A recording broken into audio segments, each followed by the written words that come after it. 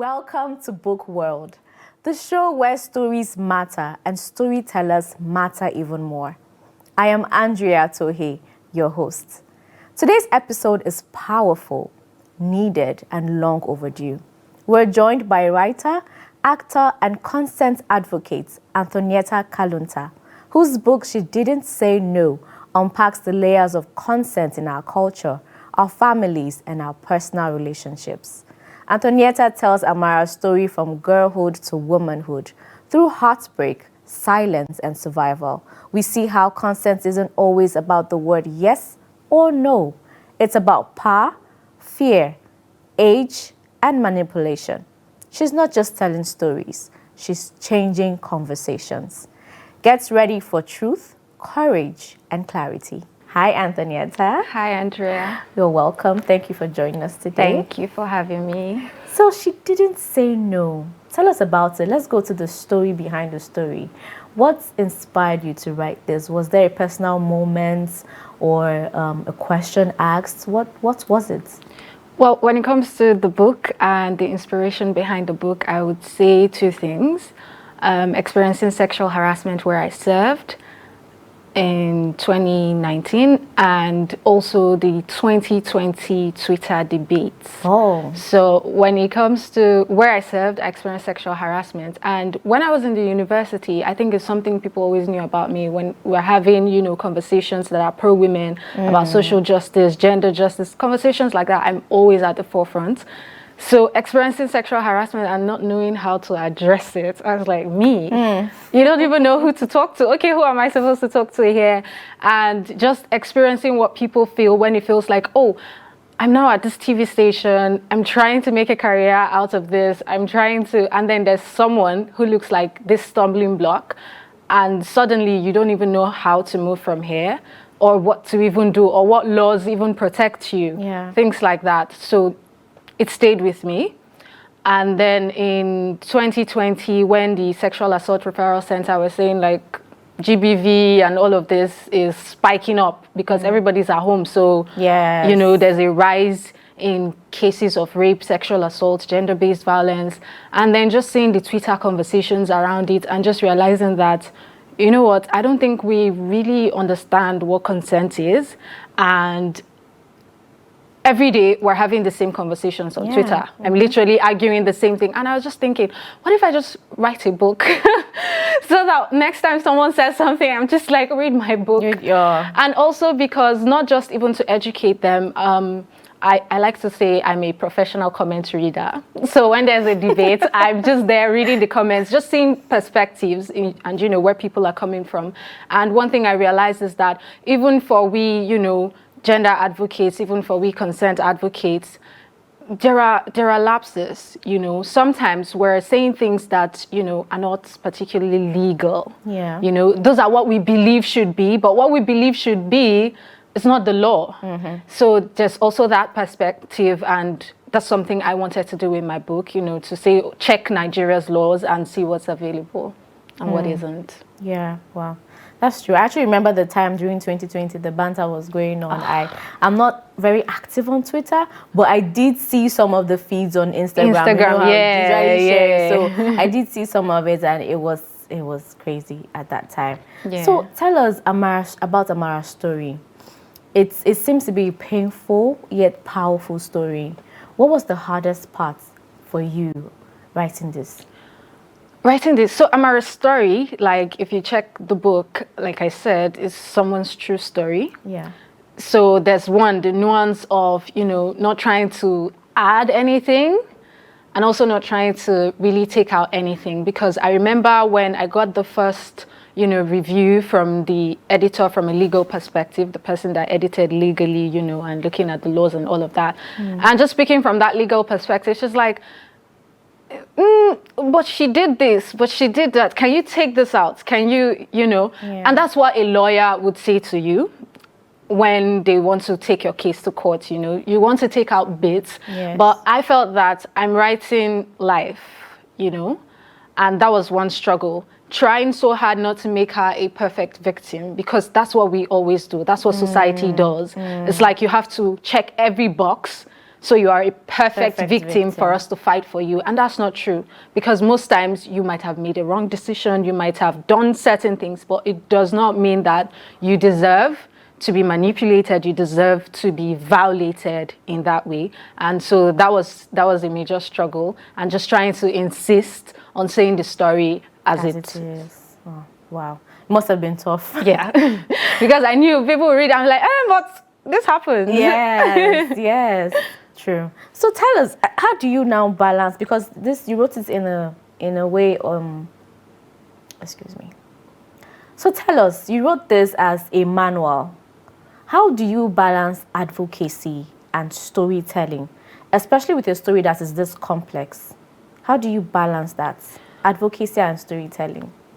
So to me, storytelling is advocacy. To borrow the words of Ngugi wa Thiong'o, every writer is a writer in politics, right? So it's about what's politics, whose politics, what is it you're trying to sell. Sure. And so I studied theater and performing arts, and so earning a degree in theater arts, one thing you come out with is that your stories have power. You've done development communication, you've learned how to use storytelling as a tool, because it's very easy when people can see themselves, they're able to now reflect.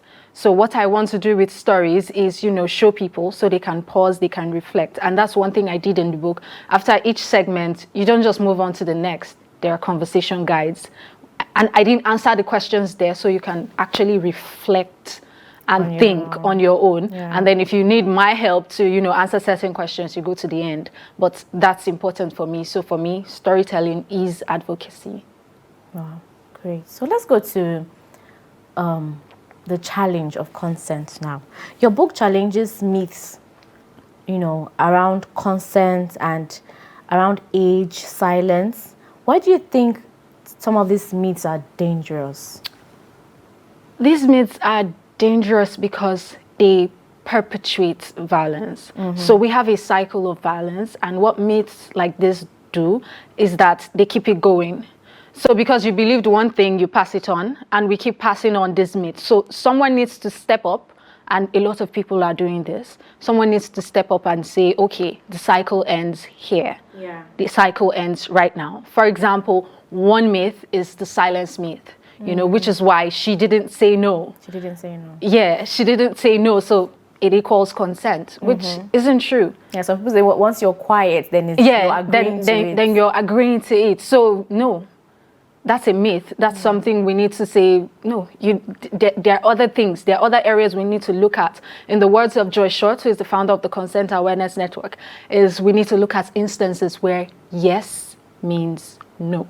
So even the word yes, and we understand consent in every other area most times until it comes to maybe sexual or violence. If I walk up to you now and I put a gun to your head and I say, give me your phone, and you say yes, and I say, tell me thank you, sir. Like these Lagos talks, tell me thank you, sir. And you say thank you, sir.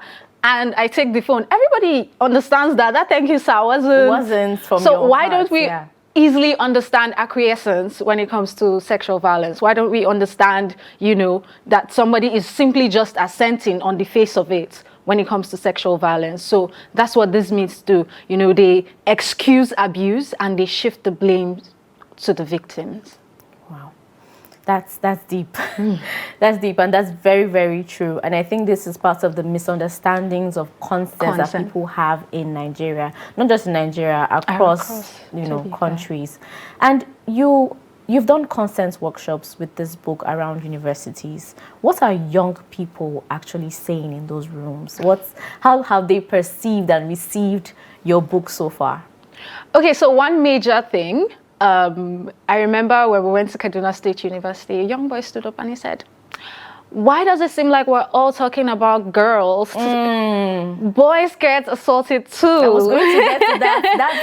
It always comes up. And it was a straight out call out. But one pushback, that I would have for this is that when you look at the statistics, primarily, this is affecting a lot more women, but that's not to say it doesn't affect men.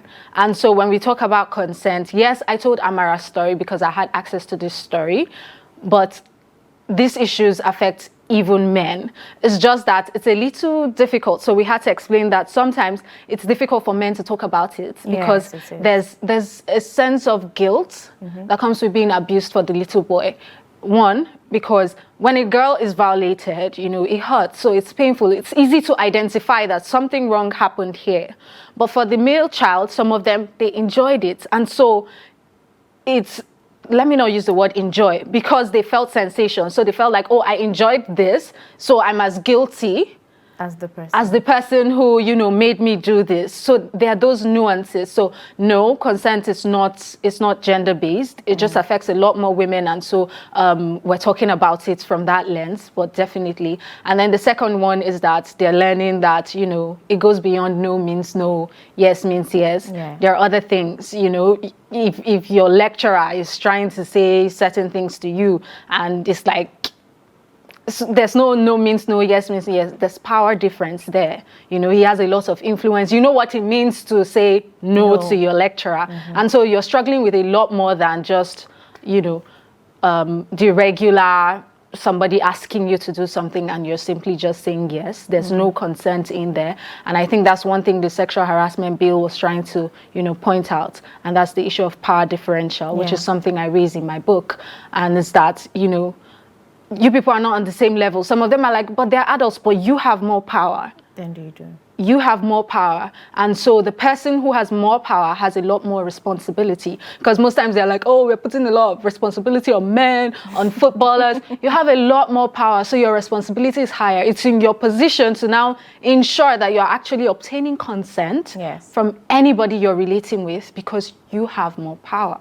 So you need to be a lot more responsible. And that's largely where the conversations are. And so for some of them, it's also just coming to the realization that, what happened to me is bad, and it's not really on me. It's not really on me, because one thing that happens when people experience sexual assault or any form of GBV is that they start to feel like maybe I shouldn't have, those conversations, but it's not on you.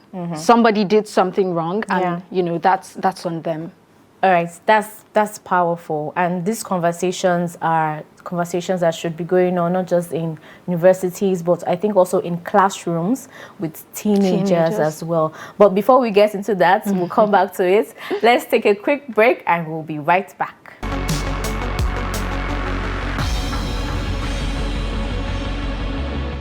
Welcome back. We are still here with Anthonieta Kalunta, and we're discussing the book, She Didn't Say No. Now, before we went on that short break, we're talking about the conversations going on around consent and the workshops you've been on with university students. How do you think parents and teachers now can use your book to start the conversation with teenagers in their homes and in their schools? So one thing I tried to do with this book is make it easy. It's the reason why it's so small, because I know that a lot of people are not readers. They're not like me. Nobody's going to come and sit down and read something so long. And that's fair. So I was looking to do something that, you could read in one sitting, because if you just spend maybe 1 hour, you could be done with this. And also the language, it's very simple. Anybody who picks it up that can read basics is able to understand what we're saying. And then there's the conversation guide to help, parents, help teachers. So you're not thinking how to, when you have the story, you have a conversation guide that's asking the right questions. And so you're trying to see what, what the child understands, where their mind is at, what they've experienced. And then you're also able to educate them on what is. So I feel like this is I believe it's a very helpful manual. When I was writing it initially, I wasn't thinking, to be honest, about teenagers and children. I was writing this for tertiary institutions, but before the book was released and I'm sending it to people and suddenly they're talking about secondary schools, they're talking about, let's give it to, and I realized, this is a very salient conversation, because I was feeling like, okay, maybe the tertiary institution students will understand this a lot more. But even looking at Amara's story, I realized that these conversations need to be had very early on. Yeah, because it's a story of what she experienced from girlhood to womanhood. And so it starts very early on, and it's important, you know, there are layers, of course, to the conversation that you would have. There's a conversation about consent you have with a child, and it's different from what you have with a teen and different from what you have with an adult. But at those various levels, there needs to be, you know, room, creating space. If probably Amara had space with her family, she probably would have had the conversation to say, this guy did something to me, you know. And so parents, teachers, we need to give that environment. Even the foreword in the book was written by a senior colleague and dear friend who is an essay with the Kaduna State government on gender studies. And her experience was in primary school. You know? I read that part. Her experience was in primary school. So these conversations, these are things, it starts very early on. And one thing that is recurrent is that when it happens, you have no idea what to do because you didn't have this conversation prior. And so I think it's a very helpful manual. You can use the conversation guides. If you yourself do not know the responses, at the end of the book, we've gone through and written down the responses, what the law says, and you know how to address. So now talking about having these conversations, and it's not exactly easy, or you don't have the avenue to have these conversations. Is there somewhere in the book where Amara felt like she had no choice? And why do you think that nuance was important in the book? So in the book, somewhere in the book where she felt like she had no choice, when you go through Amara's story, as a child, the abuse, and because of the person that carried out the abuse, which is why I'm a Christian, right? Yeah. And I believe in, you know, abstinence and all of that. I strongly, strongly believe, but I also think consent conversations need to be had in churches, in our mosques, wherever. Whatever religion it is you're practicing, these are conversations that need to be had. Because when we talk about power, our religious leaders are not exempt. Yeah, true. They're not exempt. You know, we leave kids with all these people. And so when a religious leader does something to a child and they feel like this person everybody respects, you know, how do I say, it can't be. So at that point, when she experienced that, it was, firstly, she was a child. She couldn't really identify. It was years later she identified that what happened to her was actually some form of assault. Yeah. And so getting into teenagehood and just also repeating that cycle, the only time it ended for Amara was when finally, as an adult, she was able to identify and, you know, even though it was not the very bold no, she was able to finally say some sort of no. And it just shows you the nuance, and that's because that's what happens when you're not sure what will happen to you. For some people, and I think at this point it's important to, you know, explain this. When we say what is consent, some people say, oh, consent is to agree. And I understand the nuance there, but we need to learn that consent is not agreement. There are 3 words that are always, you know, confused with consent: agree, acquiesce, and assent. So agreement is just to agree on the face of it. You know, you said, come to my house. I didn't know you were going to hurt me if I came to your house. I didn't know you were thinking that coming to your house means consent, which is a conversation we see on Twitter. Yeah. Why did you go? Yeah, they'll ask you, so why are you here? Yeah, why are you here? Because you came to Netflix and chill. Why are you here? So I agreed, but I did not consent. So then there is assent. Out of, you know, your lecturer is saying, walk in here, do this, and you're agreeing on the face of it because you think that you want to trust. You want to respect as well.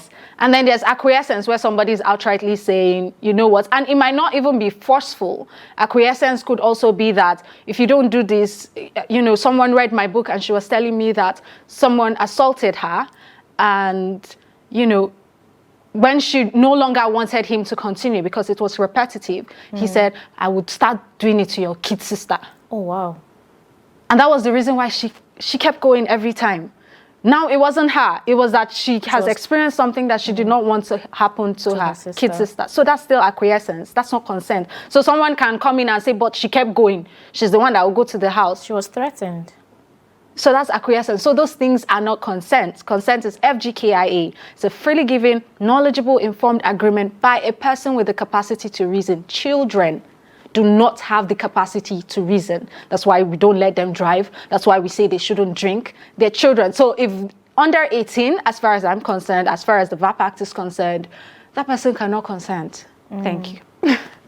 Wow, we've been schooled on consent here, and that's so great. I now understand it better as well, because in so many ways people say, oh, because you've been agreeing to it, going back to his house, you know, you have agreed to it, and that's not consent. That's not it. And one other thing people fail to understand is that you can withdraw exactly the consent. Now, I do understand that it's on you, especially if you've established, if we hug, if we're people that hug, and so you have reasonable grounds to believe that you can hug me. So if I no longer want that, I should express, you know, and say, no, and you should respect. So I can withdraw it. Exactly. It's not consent forever.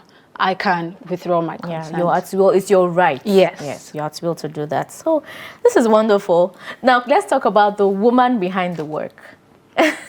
You are a performer as well as a writer, and now you're into advocacy. How do these parts of you feed off of each other? For theater, film, you know, and all of those things I do when it comes to the art in terms of filmmaking. Yes. It's something I've loved. It's something I always wanted to be an actor. You know, I wanted to be an actor for the longest time. And you're great at it, I just have to say. Thank you. That's so kind. And, you know, just going through the four walls of university and learning that art, you know, and coming out and being able to practice and getting a diploma and all of that, what it has taught me is that I'm able to feel deeply. Yeah. As an actor, you're able to empathize. You pick up a character and you're able to feel, you know, you're able to try to understand them, even if you're playing the villain. Yes. You know, you're able to understand them. So, you know, that feeling deeply and that emotion that you're able to get from film, what advocacy has helped me do is to be able to channel it. So it's story with a purpose, you know? And so that's the way they're able to go hand in hand. You know, you hear a story about somebody and you first sit down to cry because of what they've gone through. You're able to feel, and then you're able to say, okay, you know what are our laws saying? How can we, you know, how can we deal with this? How can we make things better? That's great. And I see now that you're also doing that with the Limitless Girls Advocacy Foundation, ELGA. How are the girls doing with that?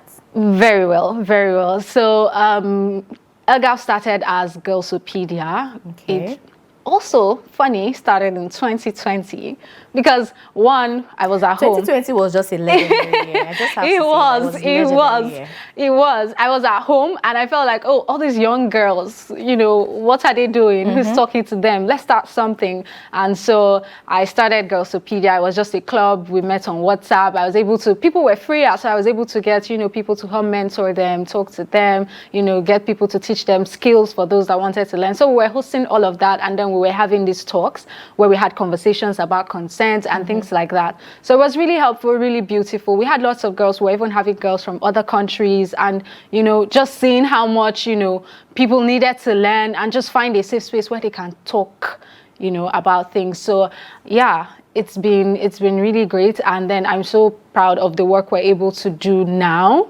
by registering it. So we had to change our name because they said we should not use Girlsopedia.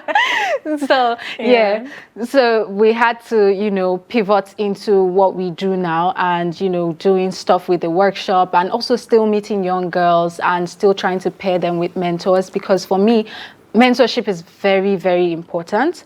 And it's the reason why even when I was in school, I tried to, you know, be accessible to, like, people who I felt were younger, like students who were in other levels below mine. And because I realized that for a lot of the men, they had that. You're not really able to become something you've not seen. And so people can't dream because they've not seen women, you know, step into those spaces. And so that's the one thing I'm trying to bridge with LGAF, and that's pair them with mentors, give them that level of access to certain people who they can see, oh, if she's doing this, you know, I can do it too. And so, yeah, that's the work. That's great. That's great. So in just 30 seconds, can you just give the audience or tell someone out there who somehow feels like Amara, who who is unheard? Who is unheard? So I would say that not being heard doesn't mean that your voice doesn't matter. And just like Amara, who was silenced, who, felt like she couldn't say anything and eventually found her voice, I think you should find people who would be your safe space. Find people who believe in you, who hear you. And when you finally are able to have those conversations, just know that your voice matters, your voice is valid. Awesome. She didn't say no. This book is out now. Go read it, discuss it, share it, and let's change the way we raise our boys and our girls and value every voice, because silence should not be the language of pain, and stories like Amara's teach us how to listen. This book tackles both themes like the age of consent, fraud, coercion, and power dynamics, and uses storytelling as an educational tool for our generation. This is a must-read for every parent, student, teacher, and anyone who wants to be a part of a safer world. Thank you for sticking with us. I'm still your host, Andrea Torhee. Until next time.